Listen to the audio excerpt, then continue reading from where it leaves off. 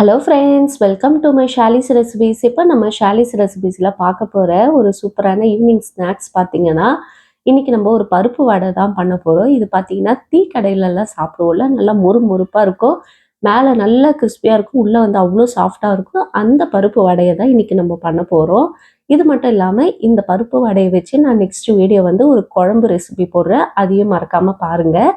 வாங்க இப்போ வீடியோக்குள்ளே போகலாம். இன்னைக்கு நான் வந்து பட்டாணி பருப்புன்னு சொல்லுவாங்க. இதை வந்து 1 கப் அளவுக்கு எடுத்திருக்கேன். நல்லா 3-4 டைம் வாஷ் பண்ணிட்டு, ஒரு 3லேருந்து 4 மணி நேரம் இதை அப்படியே ஊற வைக்க வேண்டியதான். நீங்க நார்மல் பருப்பு போட்டிங்கன்னா, அந்த கிறிஸ்பினஸ் வராது. இது வந்து பட்டாணி பருப்புன்னு நீங்க கடையில கேட்டிங்கன்னா கிடைக்கும். அதை ஊற வச்சு செய்யுங்க.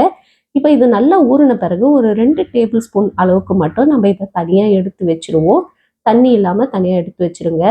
இப்போ ஒரு மிக்ஸி எடுத்துக்கங்க. இதில் வந்து 1 டீஸ்பூன் அளவுக்கு சோம்பு, 1/2 இன்ச் அளவுக்கு இஞ்சி வந்து சேர்த்துக்கங்க. அது கூடவே ஒரு 5 பல்லு பூண்டை வந்து தோலோட சேர்த்துக்கங்க. ஒரு 1/2 டீஸ்பூன் அளவுக்கு பெருங்காயத்தூளும், 3 காஞ்ச மிளகாவை இதில் போட்டுக்கலாம். ஒரு கைப்பிடி அளவுக்கு கொஞ்சமாக கருவேப்பிலை சேர்த்துக்குங்க. இப்போ இது எல்லாத்தையும் நல்லா கோஸா அரைக்க போகிறோம். அதாவது தண்ணி எதுவுமே சேர்க்க வேண்டாம், கொர கொரப்பாக அரைச்சி எடுத்துக்கோங்க. பாருங்க, இந்த மாதிரி அரைச்சி ரெடியாக எடுத்து வச்சுக்கோங்க. இப்போ இதில் வந்து நம்ம ஊற வச்ச பருப்பை வந்து தண்ணி இல்லாமல் சேர்த்துக்கலாம். தண்ணி நிறைய சேர்த்துடாதீங்க, அப்போ நம்ம மாவு பிசையும் போது வடை ஷேப்பு கரெக்டாக வராது. தண்ணி எந்த அளவுக்கு இல்லாமல் நீங்கள் இதில் சேர்க்குறீங்களோ அந்த அளவுக்கு வடை வந்து நல்லா கிறிஸ்பியாக இருக்கும். இப்போ வந்து இதை கொர கொரப்பாக அரைச்சி எடுத்துக்கோங்க. ரொம்ப கொர கொரப்பாக வேண்டாம், ரொம்ப நைஸாக அரைக்கிறதுக்கும் அதுக்கு முன்னாடி வர அளவுக்கு நீங்கள் வந்து இதை அரைச்சி எடுத்துக்கோங்க. இப்போ இதை ஒரு பவுலில் போட்டுடலாம். இப்போ பாருங்க, இதை கையில் எடுத்து காட்டுறேன். நம்ம ஈரப்பதம் எதுவுமே இல்லாமல் எந்த பக்கம் திருப்புறோமோ அந்த அளவுக்கு மடியும்.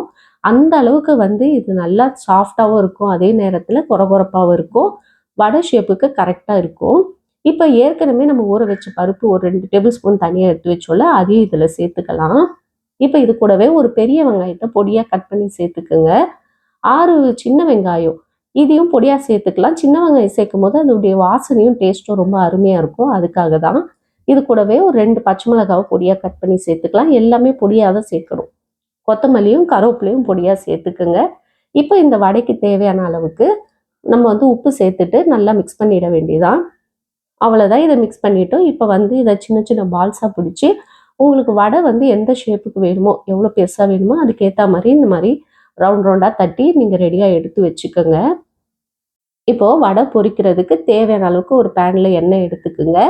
எண்ணெய் நல்லா காஞ்ச பிறகு மீடியம் ஃப்ளேமில் வச்சு நம்ம தட்டி வச்சுருக்க வடையை போட்டு நல்லா கிறிஸ்பியாக கோல்டன் ப்ரௌன் கலர் வர வரைக்கும் இதில் நம்ம பொரிச்சு எடுக்க போகிறோம். பாருங்கள், நல்லா வந்து சூப்பராக வந்து பார்க்கும் போதே அவ்வளோ ஒரு அருமையாக இருக்குது. நம்மளுக்கு சாப்பிடும்போது அவ்வளோ ஒரு டேஸ்ட்டாக இருக்கும். மேலே நல்லா கிறிஸ்பியாக இருக்கும், உள்ளே வந்து செம சாஃப்டாக இருக்கும். ட்ரை பண்ணி பாருங்கள். ரொம்ப சிம்பிளான ஒரு ரெசிபி தான். இதில் இருக்க சின்ன சின்ன டெக்னிக் மட்டும் தெரிஞ்சுக்கிட்டா போதும். நம்ம வந்து இந்த மாதிரி ஒரு சூப்பராக டீ கடையில் கிடைக்கிற மாதிரி வடையை வந்து வீட்லேயே ரெடி பண்ணிடலாம். இந்த மாதிரி சிம்பிளான ரெசிபிஸ் பார்க்குறதுக்கு மறக்காமல் நம்ம சேனலை சப்ஸ்கிரைப் பண்ணி வச்சுக்கோங்க ஃப்ரெண்ட்ஸ். இன்னொரு வீடியோவில் உங்களை சந்திக்கிறேன். Bye bye friends.